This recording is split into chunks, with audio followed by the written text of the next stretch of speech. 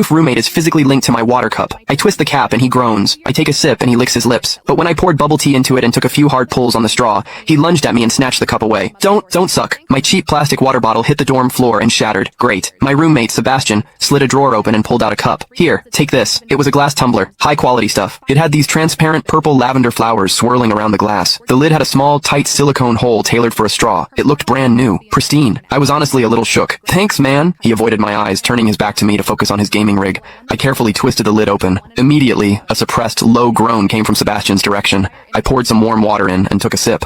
Sebastian sucked in a sharp, jagged breath. His hand on the mechanical keyboard trembled, his fingers slipping off the keys. He licked his lips, looking like he was enduring some kind of torture or intense pleasure. His lips were thin, the cupid's bow sharp like a knife. Looking at them made me want to bite them. Yeah, okay, I admit it. I'm into Sebastian. I swear to God, before I met him, I was the straightest guy in the state. After high school, my only plan was to get to college and bang a hot, bubbly cheerleader. But the moment I walked into this dorm and saw Sebastian, that plan went out the window. 4 years of college and he's the only one I want to mess around with. But I couldn't tell him. No way. I was terrified that if I spilled my guts, we wouldn't even be friends anymore. Because Sebastian is straight. Like, painfully straight. Only 2 weeks ago, he turned down a senior, a varsity swimmer, total stud, who asked him out. After that, Sebastian came back to the room and sat at his desk with a face like thunder for hours. The guy must be a raging homophobe. Maybe it was because the cup was a gift from my crush, but that warm water tasted sweeter than usual. It had a weirdly good aftertaste. I grabbed a straw from my desk and shoved it deep into the hole on the lid. The second I did, a strangled moan ripped out of Sebastian's throat. He bolted up and sprinted into the bathroom. Weird. We were just gaming. Why the hell did he suddenly need a shower? He didn't even grab a change of clothes or a towel. My hearing has always been too good for my own good. Through the thin bathroom door,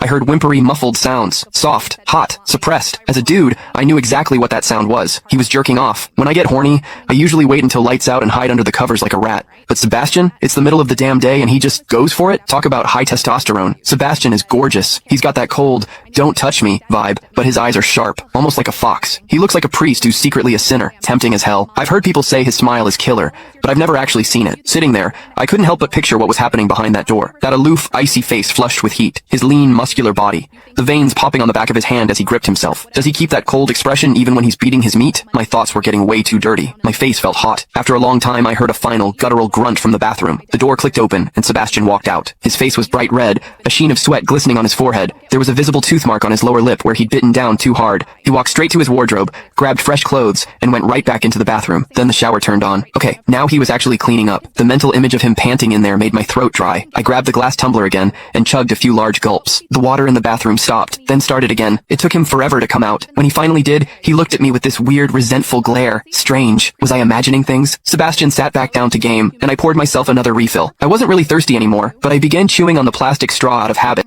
Click the link in my bio to get the full story for free.